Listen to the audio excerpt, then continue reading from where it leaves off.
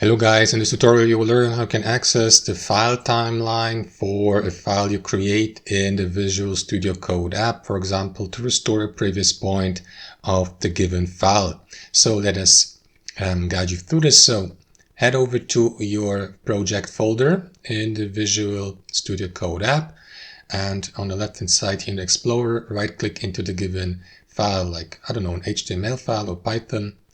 And what you want to do, guys, is right click into it and choose Open Timeline. And then you will see the timeline here at the bottom. So another option would be to left click into the project file or file itself and then expand the timeline here. And then you may scroll through that history of edits, as you can see. And you will see also, if you hover a mouse over it, the time the edit has been issued or was made.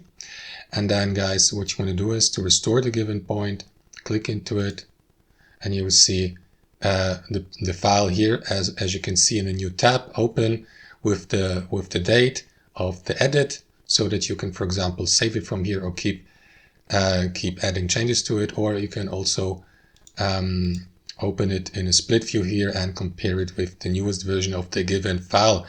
And that's how it works, guys. Thanks for watching, and I'll see you next time.